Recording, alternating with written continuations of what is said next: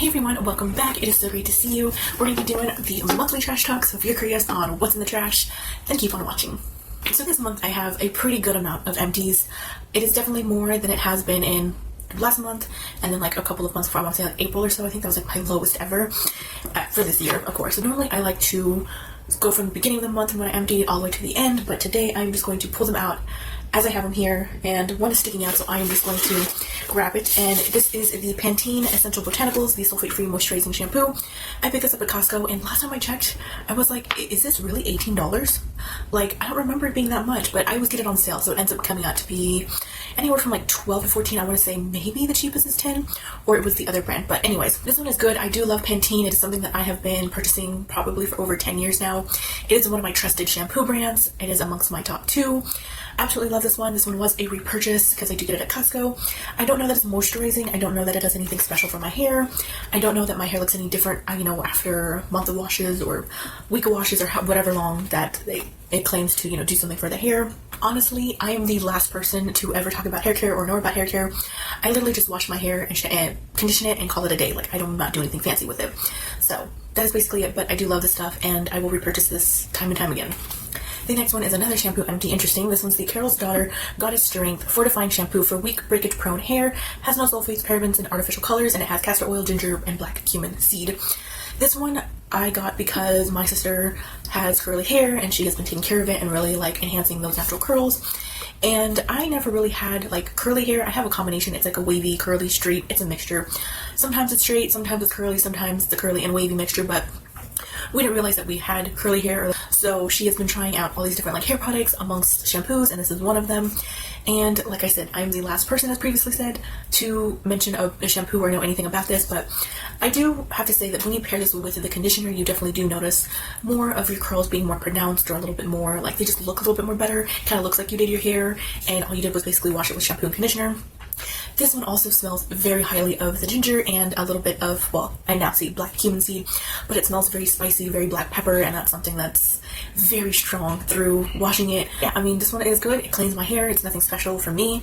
I don't know that it helped my weak hair or anything, but it was a shampoo. Next up is the Suave Vanilla Silk Comforting Body Wash. Now, I did have another scent previously emptied in another month, and this was another one I bought because anytime that I have not been able to go to Costco, where it's not like a sale on their body wash, it's normally whenever I get it, whenever it's, I think it's like a 3-pack for about $12 or $13, and that ends up being a lot cheaper for the name brand. So I always just get Suave whenever I'm at the grocery store, just to kind of make it until I can go to Costco and stock up. But this one was good. As you can see, with a little bit left, it does come out pink. It does smell great. I love vanilla scents in anything, candles, body washes, perfumes, any sort of like scent of vanilla. I am there for it. I like this one. Has a really great gentle lather. It really does wash my body. It cleans, and this is something, and it's also like $2 or $3, so it's an affordable, and of course, if you're not sharing the body wash, it'll definitely last you for months, but I highly recommend these, and these are always a repurchase for me. The next one is the About Face. This is the Smoothing Shadow Fix Eye Primer. This one, as you can see, I have cut it, and that is so that I could have kind of seen where I was at to gauge. Now, it is very dirty. The little wand there is, I accidentally cut it off on accident. I had a really dumb, idiotic blonde moment where I forgot that when I unscrew this, it has a doe foot applicator to apply the eye primer. And you would think for someone who was using this for a good almost 2 years would remember that it's in there. No, I was just like, oh, la-di-da-di-da, I want to cut it open and I want to see how much I have left, because it was feeling pretty empty and it was feeling like there was a lot of air in here, so I wanted to see if I was close to finishing it. I wasn't. I had a lot left. This one was good. This one, it definitely held my eyeshadows, definitely didn't crease. I didn't have any problems with blending or applying. The only thing that I will say for this one is that whenever you do take it off with a sort of like fabric cloth, you do have to tug at your eyelids quite a bit to actually feel like you're taking this off, so that is just the downside to this one. But it's overall really good. I don't know that I would purchase this because I did receive this as a gift from a friend on Instagram, so I can't say repurchase, but purchase again, I don't know. I'm kind of on the market for that like perfect eye primer.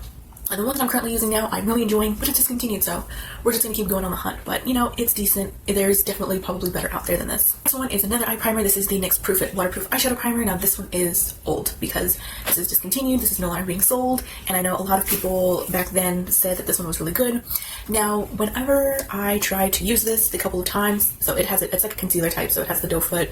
It's clear. It doesn't really offer you any sort of like cancellation of like the redness or veins or anything on your eyelids, but you know, it definitely applies fine. Sometimes my eyelids get dry and that really accentuates it. But the reason why I have to call this an empty, even though it's not quite empty, is because I was noticing my eyes feeling very irritated and not on fire, but they just felt itchy, and I felt like there was something wrong. And I was like, well, the only thing I switched was my eye primer. So I was like, okay, well, maybe I'll hold off. So then I tested this for a couple of days, and every single time I took off my eye makeup, it was always irritated. The next day they became dry, and I had to go and hydrate them and take care of them. So I just was like, I am not going to deal with this anymore. This is causing more problems than it's worth, and it is probably expired to where I shouldn't have put it on my eyes. But next one is a lip balm. I was like, what is this? This is the Essence, I think it's called Super Glossy Peptide or Glossy Lip Treatment or something from Essence. It'll be up on the screen. This one, y'all, this one did not last me, not even a couple of, well, this only lasted me a couple of months. Normally, lip balms can last me at least, like, I've been noticing anywhere from 4 to 6 months, depending on how often I use it, how dry my lips are, how much I need, but majority of them have been lasting quite a bit. And this one, I literally just bought in May of this year, and already in July, it's finished. So I'm like, this was not even worth the $5. I thought for $5, it was gonna be good. It was gonna be, you know, lasting me for at least a couple more months, you know, not just 2. But this one was okay. It's clear. It does have a very glossy effect. Don't know that it really treated my lips to anything.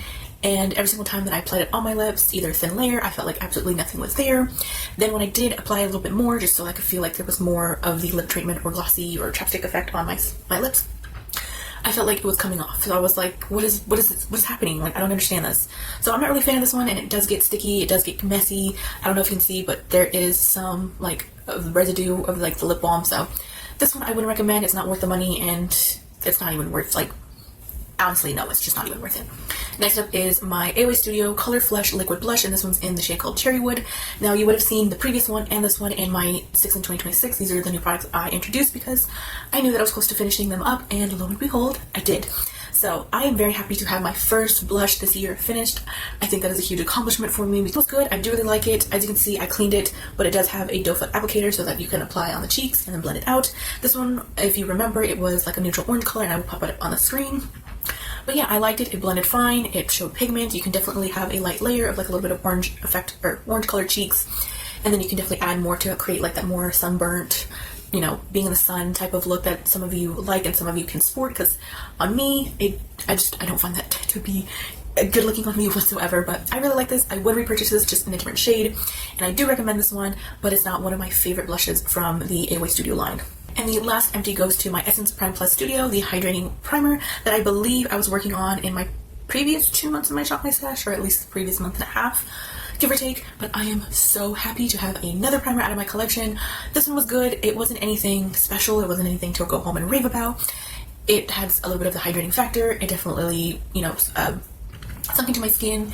Didn't really take too long, and it worked well with all of the foundations that I was pairing it with. Made my makeup last. I didn't have any problems. It was fine. It's a primer, you know. So those are all of the empties for the month of July. Let me know what your total amount of products are in the comments down below if you keep track, and I will see you in my next video. Bye, guys.